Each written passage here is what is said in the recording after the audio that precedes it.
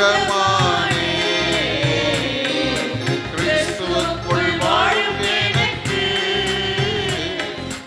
எப்போதும் வெற்றி உண்டு. கிறிஸ்துவுக்குள் வாழும் எனக்கு எப்போதும் வெற்றி உண்டு. சங்கீதம் 56 நாம் முறையாக வாசிப்போம். தேவனே எனக்கு இரங்கும், மனுஷன் என்னை விழுங்க பார்க்கிறான், நாள்தோறும் போர் செய்து என்னை ஒடுக்குகிறான். என் சத்துருக்கள் நாள்தோறும் என்னை விழுங்க பார்க்கிறார்கள், உன்னதமானவரே எனக்கு விரோதமாய் அகரித்து போர் செய்கிறவர்கள் அநேகர். நான் பயப்படுகிற நாளில் உம்மை நம்புவேன். தேவனை முன்னிட்டு அவருடைய வார்த்தையை புகழ்வேன். தேவனை நம்பியிருக்கிறேன், நான் பயப்படேன். மாம்சமானவர் எனக்கு என்ன செய்வான்? நித்தமும் என் வார்த்தைகளை புரட்டுகிறார்கள், எனக்கு தீங்கு செய்வதே அவர்கள் முழு எண்ணமாயிருக்கிறது. அவர்கள் ஏகமாய் கூடி பதிவிருக்கிறார்கள், என் பிராணனை வாங்க விரும்பி என் காலடிகளை தொடர்ந்து வருகிறார்கள். அவர்கள் தங்கள் அக்கிரமத்தினாலே தப்புவார்களோ? தேவனே கோபம் கொண்டு ஜனங்களை கீழே தள்ளும். என் அலசல்களை தேவரீர் எண்ணியிருக்கிறீர், என் கண்ணீரை உம்முடைய துருத்தியில் வையும், அவைகள் உம்முடைய கணக்கில் அல்லவோ இருக்கிறது. நான் உம்மை நோக்கி கூப்பிடும் நாளில் என் சத்துருக்கள் பின்னிட்டு திரும்புவார்கள். தேவன் என் பட்சத்தில் இருக்கிறார் என்பதை அறிவேன். தேவனை முன்னிட்டு அவருடைய வார்த்தையை புகழ்வேன், கர்த்தரை முன்னிட்டு அவருடைய வார்த்தையை புகழ்வேன். தேவனை நம்பியிருக்கிறேன், நான் பயப்படேன். மனுஷன் எனக்கு என்ன செய்வான்? தேவனே, நான் உமக்கு பண்ணின பொருத்தனைகள் என்மேல் இருக்கிறது, உமக்கு ஸ்தோத்திரங்களை செலுத்துவேன். 13வது வசனத்தை சேர்ந்து வாசிப்போம். நான் தேவனுக்கு முன்பாக ஜீவனுள்ளோருடைய வெளிச்சத்திலே நடக்கும்படி நீர் எனக்கு ஆண்டவர் தாமே இந்த திருவசனங்களை நமக்கென்று ஆசீர்வாதம் தருவாராக. ஆமென். நாம் நின்ற வண்ணமாகவே சற்று நேரம் கர்த்தரை நாம் துதித்து ஆராதித்து ஆண்டவருடைய வார்த்தைக்கு நாம் கடந்து செல்வோம். இந்த அருமையான இந்த மாலை நேரத்தில் இந்த நாளின் 2வது நாளிலே தேவ சமூகத்திலே நாம் நிற்பது ஆண்டவர் நமக்கு தந்த கிருபை. அதற்காக ஆண்டவரை நன்றியோடு கூட ஸ்தோத்திரிப்போமா. கொஞ்ச நேரம் எல்லாரும் உள்ளத்தின் ஆழத்திலிருந்து ஆண்டவருக்கு நன்றி சொல்லுவோம், ஸ்தோத்திரங்களை ஏறெடுப்போம். ஹல்லேலூயா, ஹல்லேலூயா, ஹல்லேலூயா. ஆண்டவர் நமக்காக தன்னையே பலியாக ஒப்பு கொடுத்தாரே, அந்த அன்புக்காக கர்த்தருக்கு நன்றி சொல்லுவோமா. ஹல்லேலூயா. ஆண்டவர் நம்மேல வைத்த அவருடைய அன்பு, அவரை விண்ணுலக மேன்மேலாம் விட்டு இந்த உலகத்தில் மனிதனாய் கொண்டு வந்தது. அவர் அடிமையின் ரூபம் எடுத்தார். வேதம் சொல்லுகிறது, அவர் தாழ்மையின் ரூபம் எடுத்தார். நமக்காக தம்மை தாமே வெறுமையாக்கினார். ஹல்லேலூயா. நம்மை தேவனுடைய பிள்ளைகளாக மாற்றும்படி தேவகுமாரன் மனுஷகுமாரனாய் மாறினார். நமக்காக தன்னையே அர்ப்பணித்த அந்த ஆண்டவர், ஹல்லேலூயா, அவருடைய அன்புக்காக ஆண்டவருக்கு நன்றி சொல்லுங்க. அவருடைய கிருபைக்காக ஆண்டவருக்கு நன்றி சொல்லுங்க. அவருடைய தயவுக்காக ஆண்டவருக்கு நன்றி சொல்லுங்க. ஹல்லேலூயா, ஹல்லேலூயா. இந்த உலகத்துல ஒருவரும் நம்மிடத்துல அப்படி அன்பு கூர்ந்ததில்லை. கர்த்தர் நம்மிடத்துல தம்முடைய மேலான அன்பை வெளிப்படுத்தி இருக்கிறாரு. அதற்காக ஆண்டவரை ஸ்தோத்திரிப்போம். ஹல்லேலூயா, ஹல்லேலூயா. வேதம் சொல்லுகிறது போல, தேவன் தம்முடைய ஒரே பேரான குமாரனை விசுவாசிக்கிறவன் எவனோ அவன் கெட்டு போகாமல் நித்திய ஜீவனை அடையும்படிக்கு அவரை தந்துருளி இவ்வளவாய் உலகத்தில் அன்பு கூர்ந்தார் என்ற வார்த்தையின்படி அவரையே நமக்காக கொடுத்தவர். ஹல்லேலூயா. அப்போஸ்தலனாகிய பவுல் சொல்லுகிறது போல, தம்முடைய சொந்த குமாரன் என்றும் பாராமல் அவரையே நமக்காக கொடுத்தவர், அவரோடு கூட மற்ற எல்லாவற்றையும் நமக்கு அருளாதிருப்பது எப்படி என்று சொல்லுகிறதே. ஆண்டவரிடத்தில் சொல்லுங்க, ஆண்டவரே, உம்முடைய சொந்த குமாரன் என்று பாராமல் உம்முடைய ஒரே பேரான குமாரனை எனக்காக கொடுத்தீங்களப்பா. அவரோடு கூட எல்லா நன்மைகளையும் ஆசீர்வாதங்களையும் மேன்மைகளையும் நிறைவாக எங்களுக்கு தருவதற்கு நீர் உண்மையுள்ள தேவனாய் இருக்கிறீரே. ஹல்லேலூயா. எல்லாரும் ஆண்டவரை ஸ்தோத்திரிப்போம். நாம் நினைக்கிறதற்கும் வேண்டிக் கொள்கிறதற்கும் மிகவும் அதிகமாய் கிரியை செய்ய வல்லமை உள்ள கர்த்தர் நம்மோடு கூட இருக்கிறார். ஹல்லேலூயா. அவர் பெரிய காரியங்களை செய்வார். ஹல்லேலூயா. நம்முடைய வாழ்விலே அவரால் செய்யக்கூடாத அதிசயமான காரியம் ஒன்றுமில்லை. எல்லாரும் உள்ளத்தின் ஆழத்திலிருந்து சொல்லுங்க, தேவரீர் சகலத்தையும் செய்ய வல்லவர். நீர் செய்ய நினைத்தது ஒன்றும் தடைபடாதப்பா. ஹல்லேலூயா. ஆண்டவருடைய கிருபை நம் மத்தியிலே வெளிப்பட்டு கொண்டு இருக்கிறக்காய் ஸ்தோத்திரம். எல்லாரும் கடவுளை ஸ்தோத்திரிங்க, கர்த்தரை ஸ்தோத்திரிங்க. ஆண்டவரே, உம்முடைய மகிமை எங்களை ஒரு விசை மூடட்டும். ஆண்டவரே, உம்முடைய வல்லமை எங்களை ஒரு விசை நிரப்பட்ட இயேசுவின் நாமத்தினால எல்லா தடைகள் உடைக்கப்படட்டும் அப்பா. எல்லா சத்துருடைய கிரியைகள் இந்த நேரத்தில் நிர்மூலமாகட்டும். எல்லா பலவீனத்தின் ஆவிகளை கர்த்தர் இந்த நேரத்தில் நிர்மூலமாக்குவீராக. ஆண்டவரே, நன்மைகளை தடை செய்கிற எல்லா சத்துருவின் வல்லமைகள் இந்த நேரத்தில் நிர்மூலமாகட்டும். ஆண்டவரே, என் ஜனங்கள் ஒருபோதும் வெட்கப்பட்டு போவதில்லை என்று சொன்ன அந்த வார்த்தையின்படியே ஆண்டவர், நீர் எங்களுடைய முகங்களை பிரகாசிப்பிக்கிறவராய் எங்களோடு கூட நீர் இருக்கிறீர். உமக்கு நன்றின்னு சொல்லுங்க. ஹல்லேலூயா, ஹல்லேலூயா, ஹல்லேலூயா. ஆண்டவருடைய வல்லமை ஒவ்வொருவர் மேல இந்த நேரத்தில் ஊற்றப்பட்டு கொண்டிருக்கிற கர்த்தருடைய அபிஷேகம் இறங்கி கொண்டிருக்கிறது. ஹல்லேலூயா. நுகங்களை முறிக்கிற கர்த்தருடைய வல்லமை. ஹல்லேலூயா. சோத்திரம், சோத்திரம், சோத்திரம், சோத்திரம், சோத்திரம், சோத்திரம், சோத்திரம் ஆண்டவரே, சோத்திரம் ஆண்டவரே, சோத்திரம் ஆண்டவரே, சோத்திரம் ஆண்டவரே, சோத்திரம் ஆண்டவரே. ஊற்றுங்க, ஊற்றுங்க, உம்முடைய வல்லமையை ஊற்றுங்க. ஒவ்வொருவர் மேலும் உம்முடைய வல்லமையை ஊற்றுங்க. சத்துரு வெட்கப்பட்டு போகட்டும் ஆண்டவரே. ஹல்லேலூயா, ஹல்லேலூயா, ஹல்லேலூயா.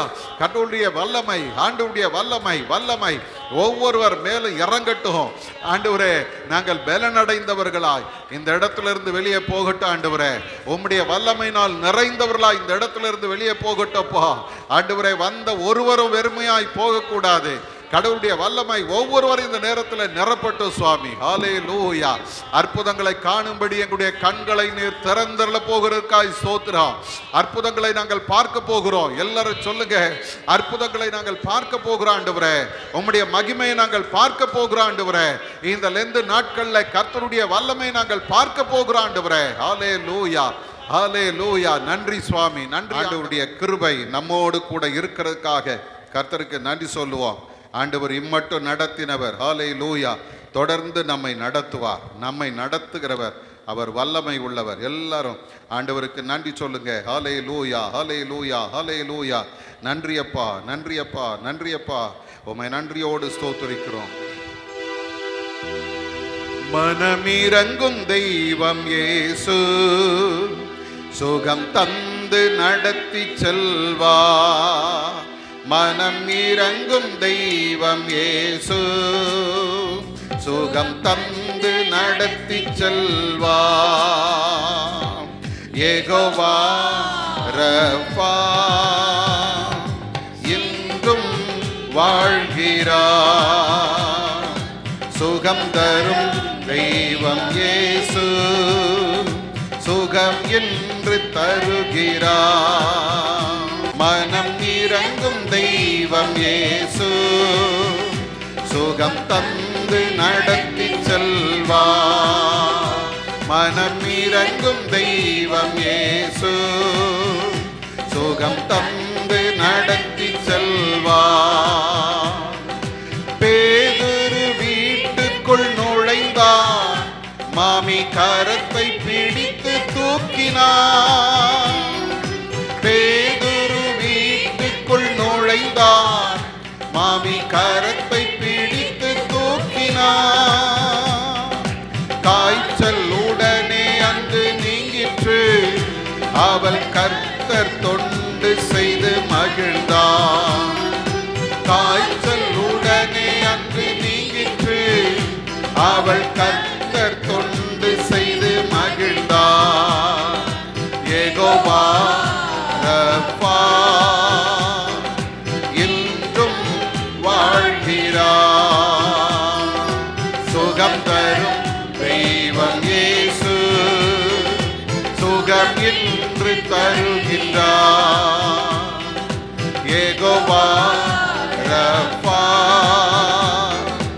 இன்றும் வாழ்கிறார்.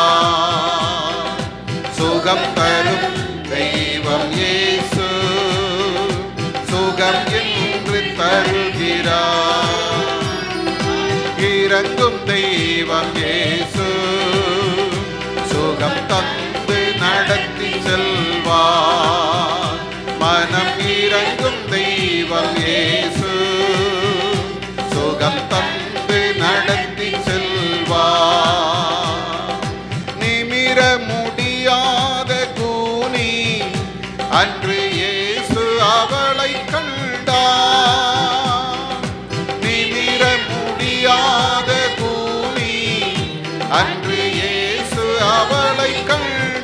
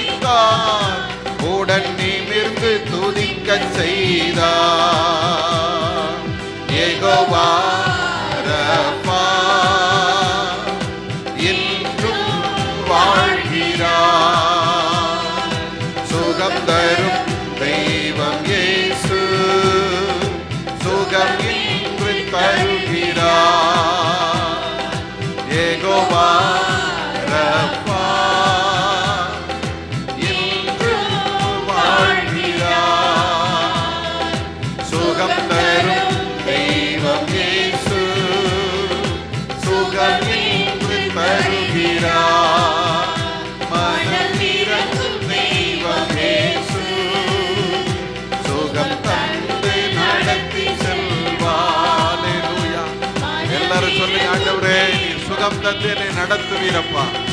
சுகம் தந்து நடத்தி செல்வார். யெகோவா ரஃபா என்றும் வாழ்கிறார். சுகம் தரும் தெய்வம் இயேசு சுகம் என்று தருகிறார். யெகோவா ரஃபா என்றும் வாழ்கிறார். சுகம் தரும் தெய்வம் இயேசு சுகம் என்று தருகிறார். கிருபை நிறைந்த நல்ல ஆண்டவரே, இந்த அருமையான இந்த நாளுக்காக ஸ்தோத்திரம்.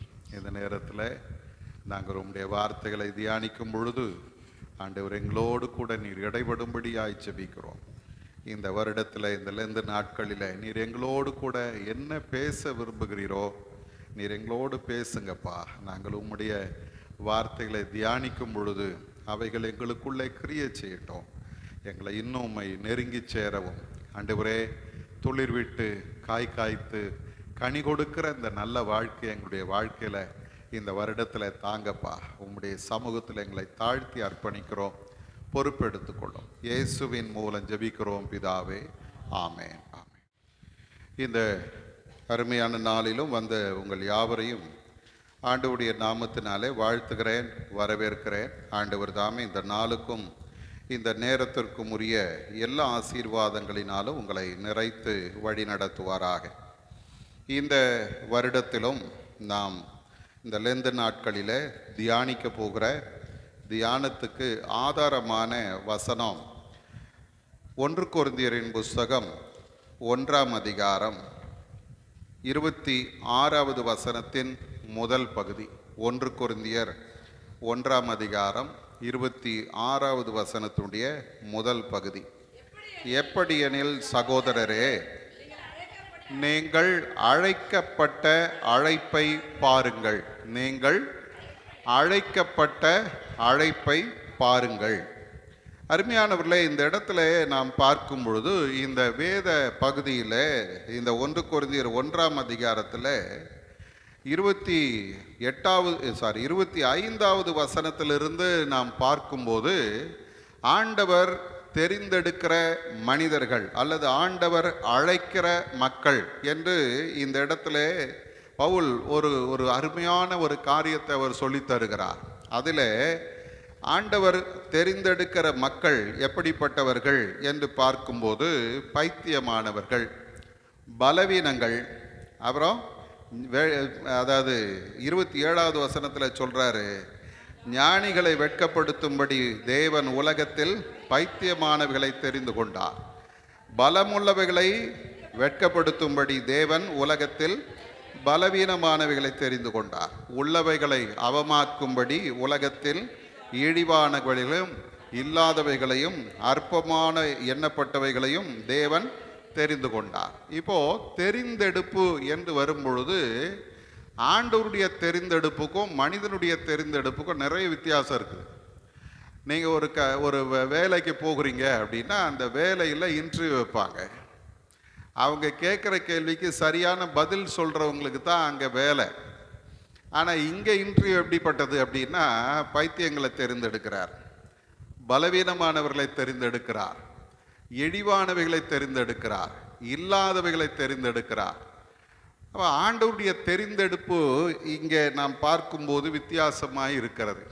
ஏன் இதை தெரிந்தெடுக்கிறார் அப்படின்னு பார்த்தீங்கன்னா, இப்படிப்பட்டவர்களை கர்த்தர் தெரிந்தெடுத்து தம்முடைய ஞானத்தினாலே, தம்முடைய நீதியினாலே, தம்முடைய பரிசுத்தத்தினாலே, தம்முடைய மீட்பினாலே அவர்களை நிறைத்து இந்த உலகத்தில் மேன்மையானவர்களை காட்டிலும் ஆண்டவர் நம்மை மேன்மையானவர்களாக மாற்றுகிறார். அதற்காகத்தான் யாரும் இதை என்னுடைய முயற்சி அப்படின்னு சொல்றதுக்கு எந்த வழியும் கிடையாது. அதனால தான் வேதம் சொல்லுகிறது 29வது வசனத்தில் பவுல் சொல்றார், மாம்சமான எவனும் தேவனுக்கு முன்பாக பெருமை பாராட்டாதபடிக்கு அப்படி செய்தார். இப்போ ஒரு வெற்றி வருது அப்படின்னா உடனே உலக மனிதர்களை போல நான் முயற்சி பண்ணேன், அதனால எனக்கு இந்த வெற்றி கிடைத்தது, நான் உழைச்சேன் அப்படின்னு சொல்றதுக்கு ஒண்ணுமே கிடையாது. ஒரே வார்த்தை என்ன சொல்லுவாங்க தெரியுமா? நான் ஒன்றும் இல்லைங்க, எனக்கு ஒரு திறமையும் கிடையாது, எனக்கு எந்த தகுதியும் கிடையாது, ஆண்டவர் என்னை தெரிந்தெடுத்து அவர் என்னை இந்த வெற்றிக்குள்ளே நடத்தினார் அப்படின்னு சொல்றதுக்கு வழி வைப்பதற்காகத்தான் ஆண்டவர் நம்மை அப்படி தெரிந்தெடுத்திருக்கிறார். அப்போ இந்த நாட்களில் ஆண்டவருடைய தெரிந்தெடுக்கப்பட்ட மனிதர்கள் சிலரை நாம் தியானிக்க போகிறோம். அதே போல தெரிந்தெடுப்பை அவமதித்த சிலரை நாம் தியானிக்க போகிறோம். கர்த்தர் தெரிந்தெடுப்புல சில முக்கியமான நிகழ்வுகள் ஒவ்வொன்றும் ஒவ்வொருடைய வாழ்க்கையில் நடந்தது, அதை குறித்து நாம் தியானிக்க போகிறோம். இன்றைக்கு முதல் தியானம், தேவனை பிரதிபலிக்கிறவர்களாக நாம் இருக்கும்படி கர்த்தர் நம்மை தெரிந்தெடுத்திருக்கிறார். ஒரு அல்லேலூயா சொல்லுங்க. தேவனை பிரதிபலிக்கிறவர்கள், என்னை பார்க்கிறவர்கள் யாரை பார்க்கணும்? கடவுளை பார்க்கணும், அவரை பார்க்கணும். என்னுடைய குணங்களை பார்க்கிறவர்கள் அவருடைய குணாதிசயத்தை பார்க்கணும். என்னுடைய பேச்சை பார்க்கிறவங்க அவருடைய பேச்சை கேட்கணும். இல்லை, என்னுடைய ஒவ்வொரு சூழ்நிலையும் ஆண்டவரை பிரதிபலிக்கிறதாக இருக்கணும். இதனுடைய ஆரம்பம் எங்க அப்படின்னு பார்த்தீங்கன்னா, ஆதியாகமம் 1ஆம் அதிகாரத்தில் 26வது வசனத்தை நீங்கள் பார்ப்பீர்களானால் அந்த இடத்துல வேதம் இப்படியாய் சொல்லுகிறது. வாசிங்க. 1:26. பின்பு தேவன் தமது சாயலாகவும் தமது ரூபத்தின்படியேயும் மனுஷனை உண்டாக்குவோமாக என்று அங்கே சொல்லுகிறதை நாம் பார்க்கிறோம். பாருங்க, இந்த இடத்துல வேதம் சொல்லுகிறது, ஆண்டவர் மனிதனை உருவாக்கினார். எப்படி உருவாக்கினாரா? தமது சாயலாகவும் தமது ரூபத்தின்படியேயும் மனுஷனை உண்டாக்குவோமாக அப்படின்னு ஆண்டவர் மனிதனை உருவாக்கினார். ஆங்கில வேதத்தில் நீங்க பார்த்தீங்கன்னா அந்த வார்த்தை let us make man in our image after our likeness என்று 2 வார்த்தை, image and likeness. இது ரெண்டும் வித்தியாசமான வார்த்தை, ஒரே வார்த்தை போல தோன்றலாம், ஆனால் வித்தியாசமான கருத்துக்கள் கொண்டது. இங்கே தமிழ்லையும் அப்படித்தான் சொல்லுது, மனுஷனை தமது ரூபத்தின்படியும் சாயலின்படியும் உருவாக்க வேண்டும். இந்த சாயல் அல்லது இமேஜ் அப்படின்ற வார்த்தைக்கு என்ன அர்த்தம் அப்படின்னு பார்த்தீங்கன்னா, ஒரே உருவமாக, ஒரே படிவமாக, ஒத்த வடிவம் கொண்ட அல்லது ஒத்த நிழல் உரு கொண்ட. அதுக்கு இவங்க சொல்ற விளக்கம் எப்படி அப்படின்னா, கண்ணாடி முன்னால போய் நம்ம நின்னோம்னா நம்முடைய சாயல் அப்படியே அந்த கண்ணாடியில் தெரியும், அதில் எங்கேயும் மாற்றம் இருக்காது. ஆண்டவர் தம்முடைய மனிதனை படைக்கும் போது எப்படி படைத்தாராம்? தம்முடைய சாயலாக அவனை படைத்தார். ரெண்டாவது லைக்னஸ், ஒரே, அதாவது என்ன சொல்ல, ரூபத்தின்படி என்று சொல்லுகிறது. இந்த லைக்னஸ் அப்படின்ற வார்த்தைக்கு திரும்பவும் அதே மாதிரி தான் வருது, ஆனால் சில இடங்களில் குணாதிசயங்களை அது பிரதிபலிக்கிறது. ஒத்த இயல்பு கொண்ட, லைக்னஸ் அப்படின்னு வரும்போது ஒத்த இயல்பு கொண்ட, ஒத்திருக்கிற குணாதிசயம் கொண்ட ஒரு மனிதனாக கடவுள் மனிதனை படைத்தார். அப்போ 2 காரியம் நடக்குது. ஒன்று, தோற்றம் எப்படி இருக்குது? அவருடைய தோற்றம். குணாதிசயம் எப்படி இருக்குது? அவருடைய குணாதிசயம். நல்லா கவனிங்க, ரெண்டுமே மிக முக்கியமானது. தோற்றம் ஒரு மாதிரி இருக்கும், குணாதிசயம் வித்தியாசமா இருக்கும்ன்றது இல்லை. என்ன வேடிக்கையா சொல்லுவாங்க, வக்கீல் பிள்ளை போலீஸ்காரன் பிள்ளை திருடன், வாத்தியார் பிள்ளை மக்கு. அது உலகத்துக்கு. ஆனால் கடவுளுடைய பிள்ளைகள் யார் அப்படின்னா, அவர் எப்படி இருக்கிறாரோ அதே போல இருப்பதற்காகத்தான் மனுஷனை படைச்சார். ஒரு அலையில சொல்லுங்க. அப்ப நீங்களும் நானும் ஆண்டவராலே அழைக்கப்பட்டோம். அந்த அழைப்பு எப்படிப்பட்ட தெரியுமா? அவருடைய சாயலையும் அவருடைய ரூபத்தையும் பெற்றவர்களாய், அவரை பிரதிபலிக்கிறவர்களாய் இருக்கும்படி கர்த்தர் நம்மை அழைத்திருக்கிறார். அல்லேலூயா. அதை நாம் பார்க்கும்போது இந்த சாயலுக்கும் ரூபத்துக்கும் மிக மிக முக்கியத்துவம் கொடுக்கப்படுகிறது. ஆதாம் அவனுடைய வாழ்வில ஆண்டவர் அவன் ஒரு குழந்தையை பெற்றெடுக்கிறான். 5ஆம் அதிகாரம் 3வது வசனத்தில் சேத் என்கிற ஒரு மனிதனை அவன் பெற்றெடுக்கிறான். அந்த வார்த்தையை நீங்க பார்த்தீங்கன்னா அங்கேயும் இதே வார்த்தையை பயன்படுத்தப்படுகிறது. வாசிங்க பார்க்கலாம். ஆதாம் 130 வயதான போது தன் சாயலாகவும் தன் ரூபத்தின்படியே ஒரு குமாரனை பெற்று அவனுக்கு சேத் என்று பெயரிட்டார். அப்போ ஆண்டவர் மனிதனை படைத்த பொழுதும் தமது சாயலாக தமது ரூபத்தின்படி படைத்தார். ஆதாமுக்கு ஒரு குழந்தை பிறக்குது. அந்த குழந்தையும் எப்படி இருக்கு தெரியுமா? ஆதாமுடைய சாயலை போலவும் அவனுடைய ரூபத்தை போலவும் ஒரு குழந்தை பிறக்கிறது. அப்ப நல்லா கவனிங்க. இப்போ ஆண்டவர் உங்களுக்கு எனக்கும் தந்திருக்கிற ஒரு பெரிய மேன்மை என்ன தெரியுமா? அவருடைய பிள்ளைகள் என்கிற ஒரு அதிகாரத்தையும் நமக்கு கொடுக்கிறார். அல்லேலூயா. அவருடைய பிள்ளைகள் தான் அவர் சாயலையும் அவர் ரூபத்தையும் பெற்றவர்களாய் வாழுகிறார்கள். ஆனா நடக்கிற ஒரு காரியம் என்ன? அந்த சாயலை மனிதன் இழந்து போனான். காரணம் என்ன? ஆண்டவருக்கு கீழ்ப்படியாமல் போனது. கர்த்தர் தந்த தன்னுடைய சாயலையும் அவருடைய ரூபத்தையும் மனுஷன் இழந்து போனான். அப்போ எங்க அது தவறுகிறது அப்படின்னு பார்த்தீங்கன்னா, ஆண்டவரோடு உள்ள அந்த ஐக்கியத்திலிருந்து அவங்க விடுபடும் பொழுது ஆண்டவரை பிரதிபலிக்க வேண்டியவர்கள் ஆண்டவரை பிரதிபலிக்காமல் மரணத்தை அவர்கள் சந்திக்கிறார்கள். மரணத்தின் சாயல் அவர்களுக்குள்ளே வந்துவிட்டது.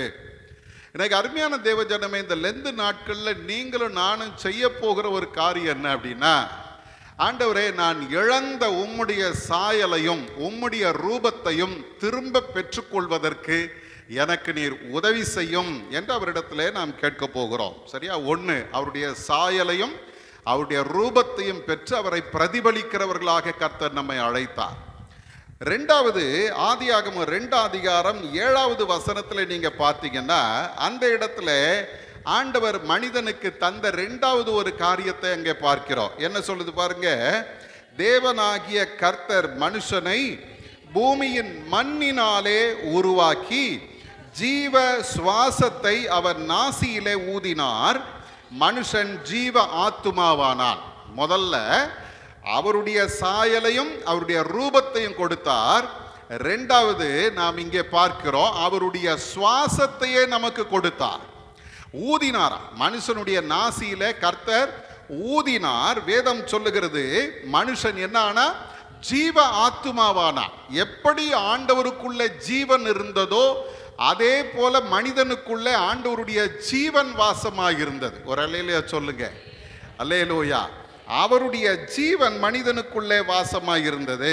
யோவான்ல பார்த்தீங்கன்னா 1 அதிகாரம் 4வது வசனத்தில் சொல்லுகிறது, அவருக்குள் ஜீவன் இருந்தது, அந்த ஜீவன் மனுஷருக்கு ஒளியாயிருந்தது. அவருடைய ஜீவன் மனிதனுடைய வாழ்விலே வருகிறது.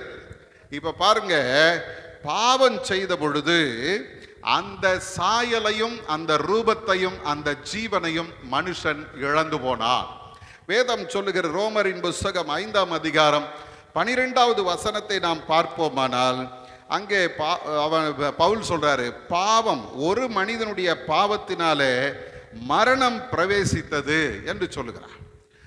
ஆதாமுடைய பாவம் நம்மை அழைத்த அல்லது நமக்கென்று ஒரு நோக்கத்தை வைத்து அழைத்த அந்த ஆண்டவருடைய சித்தத்திலிருந்து நம்மை வெளியே கொண்டு போயிடுச்சு.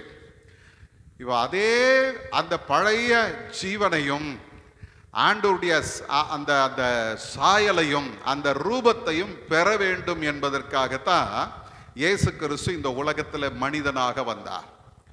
அப்போஸ்தலனாகிய யோவான் சொல்லும் பொழுது, யோவானின் புஸ்தகம் 1ஆம் அதிகாரம் 12வது வசனத்தில் சொல்றாரு, அவருடைய நாமத்தின் மேல் விசுவாசம் உள்ளவர்களாய் அவரை ஏற்றுக்கொண்டவர்கள் எத்தனை பேர்களோ அத்தனை பேர்களும் அவருடைய பிள்ளைகளாகும்படி அதிகாரம் கொடுக்கிறார். இப்போ நல்ல கவனிங்க.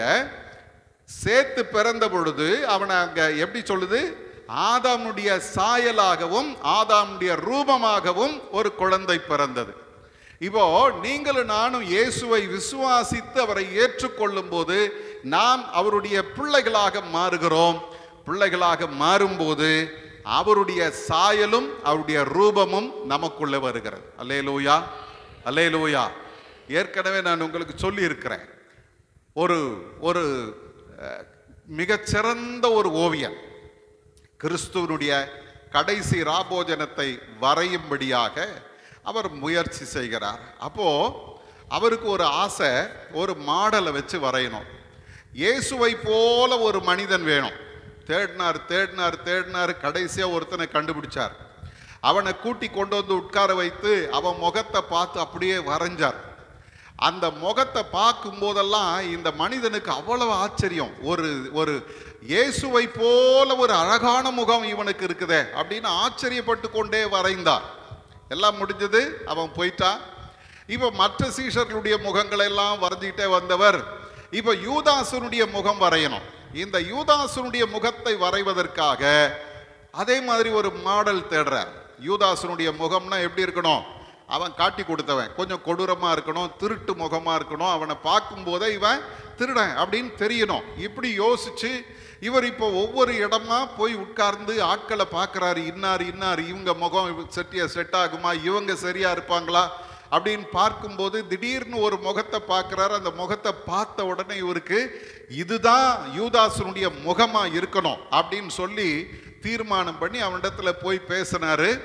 அவனை கூட்டிட்டு வந்து உட்கார வச்சுட்டாரு. இப்போ இவர் அந்த படத்தை வரைகிறார், யூதாசனுடைய முகத்தை வரைகிறார். உட்கார்ந்து இருந்த மனுஷனுடைய கண்ணில் இருந்து கண்ணீர் வடியுது. இவர் திரும்பி பார்த்த உடனே அதிர்ந்து போய் அவனை பார்த்து சொல்றாரு, தம்பி தப்பாலாம் ஒன்றும் யோசிக்காதீங்க, உங்களை மாடலாக தான் வச்சு வரைகிறேன், ஒன்றும் பிரச்சனை இல்லை, நீங்கள் எதுக்கு இதுக்கு போய் ஃபீல் பண்ணுறீங்க அப்படின்னாரு. அவன் சொன்னா, இல்லையா, நான் ஃபீல் பண்ணுறது என்னை நீங்கள் யூதாசா வரைகிறீங்கன்றதுக்காக நான் ஃபீல் பண்ணல. கொஞ்ச நாளைக்கு முன்னால் இயேசுவை வரைஞ்சிங்க தெரியுமா, அந்த மாடலும் நான் தான். அன்னைக்கு நான் கடவுளோட இணைந்து இருந்தேன், ஆண்டவரோட ஐக்கியப்பட்டிருந்தேன், என் முகம் இயேசுவினுடைய முகம் போல இருந்தது. ஆனா அதன் பிறகு என்னுடைய வாழ்க்கையில நான் ஆண்டவரை விட்டு தூரம் போயிட்டேன், பாவத்தில் விழுந்தேன், பாவ வாழ்க்கை வாழ்ந்து கொண்டிருக்கிறேன். இன்றைக்கு இயேசுவின் முகமாய் இருந்த என்னுடைய முகம் யூதாசனுடைய முகமாய் மாறி இருக்கிறது. அதை நினைச்சுதான் நான் அழறேன். அப்ப இன்னைக்கு அருமையான தேவஜனமே, அப்போஸ்தலனாகிய பவுல் உங்களுக்கு எனக்கு தருகிற ஒரு நல்ல ஆலோசனை என்ன தெரியுமா? பழைய மனுஷன் யாரு? மோசம் போக்குகிற பழைய மனுஷன். எபேசியரின் புஸ்தகம் 4:22 அவர் சொல்லும் போது என்ன சொல்றார் தெரியுமா? முந்தின நடக்கைக்குரிய, வாசிங்க 4:24.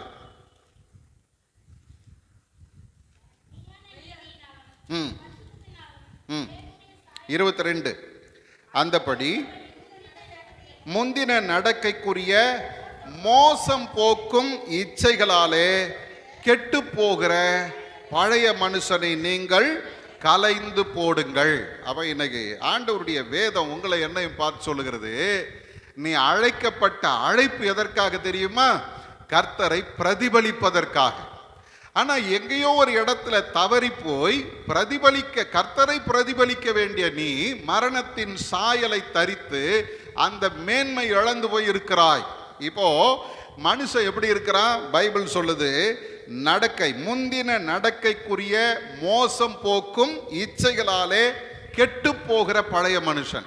இந்த கெட்டு போகிற அப்படின்ற அந்த வார்த்தையை மூல கிரேக்க பாஷையில படிச்சு பார்த்தீங்கன்னா அவர் என்ன சொல்றாரு தெரியுமா? இந்த தக்காளி இருக்குது பாருங்க, தக்காளி ஒன்று அழுகி போன தக்காளியை ஒரு கூடையில் வச்சிங்கன்னா இது கெடுறது மாத்திரம் இல்லை, மற்ற தக்காளிகளையும் கெடுத்துரும். அப்போ இந்த மோசம் போகும் இச்சைகளினாலே கெட்டு போகிற பழைய மனுஷன் யார் அப்படின்னு பார்த்தீங்கன்னா, கொஞ்சம் தான் கெட்டுது முதல்ல, ஆனா போக போக போக அது என்ன பண்ணுது? வாழ்க்கை முழுவதுமே கெடுத்து விடுகிறது. பவுல் சொல்றாரு, அந்த மோசம் போக்குகிற பழைய மனுஷனை நீங்கள் என்ன பண்ணுங்க? தூக்கி போட்டுருங்க. அடுத்தது சொல்லுகிறது, உங்கள் உள்ளத்திலே புதிதான ஆவி உள்ளவர்களாகுங்கள். பவுல் ரொம்ப அருமையா சொல்றாரு. இந்த ஆவி எங்க இருந்து வந்தது தெரியுமா? ஆண்டவர் மனிதனுடைய நாசியில ஊதினாரு பாருங்க, அந்த ஜீவ ஆத்துமா. ஆண்டவராகி இயேசு கிறிஸ்து யோவானின் புஸ்தகம் 20ஆம் அதிகாரத்திலே வருவீர்களானால் அங்க 22வது வசனத்துல தம்முடைய சீஷர்கள் மேல ஊதி சொல்றாரு, பரிசுத்த ஆவியை பெற்றுக்கொள்ளுங்கள் அப்படின்னார். அப்ப இயேசுவின் இடத்துல பரிசுத்த ஆவியினுடைய நிறைவு இருந்துச்சு, தம்முடைய சீஷரிடத்துல ஊதினாரு, பரிசுத்த ஆவியை பெற்றுக்கொண்டார்கள். அதனுடைய விளைவு என்ன தெரியுங்களா? போகிற இடமெல்லாம் ஆண்டவருடைய அற்புதங்களை வெளிப்படுத்தினார்கள். அல்லேலூயா. அதே போல பவுல் சொல்றாரு, புதிதான ஆவி உள்ளவர்களாகி, இப்ப பாருங்க, நீங்களும் நானும் புது மனிதனை தரித்து கொள்ளுகிறோம், புது சாயலை, புதிய ரூபத்தை தரித்து கொள்ளுகிறோம். அது என்ன ரூபம்? நீதியிலும் பரிசுத்தத்திலும் தேவனுடைய சாயலாக சிருஷ்டிக்கப்பட்ட புதிய மனுஷனை தரித்து கொள்ளுங்கள். அல்லேலூயா. அழைக்கப்பட்ட அழைப்பு எதற்கு தெரியுமா? நான் கிறிஸ்துவை அல்லது தேவனை பிரதிபலிக்கிறவனாக, ஆண்டவருடைய சாயலையும் அவருடைய ரூபத்தையும் அவர் கொடுத்த அந்த ஜீவ ஆத்துமாவையும் பெற்று ஆண்டவருக்கென்று சாட்சியாய் வாழும்படி அழைக்கப்பட்டவன்.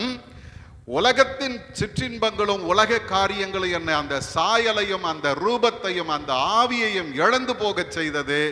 ஆனா இயேசு வந்ததனுடைய நோக்கம் என்ன தெரியுமா? மனுஷன் இழந்து போன அந்த மேன்மையான சாயலையும் ரூபத்தையும் கர்த்தருடைய ஆவியையும் திரும்ப மனுஷனுக்குள்ளே தந்து அவனை சாட்சியாய் நிறுத்துவதற்காக கர்த்தர் இந்த உலகத்தில் வந்தார். அப்போஸ்தலர் 1:8 சொல்லுகிறது போல, பரிசுத்த ஆவி உங்களிடத்தில் வரும் பொழுது நீங்கள் பலனடைந்து எருசலேமிலும் யூதேயா முழுவதிலும் சமாரியாவிலும் பூமியின் கடைசி பரியந்தம் எனக்கு சாட்சிகளாய் இருப்பீர்கள். கிறிஸ்தவ வாழ்க்கை, அழைக்கப்பட்ட அழைப்பு எதற்காக?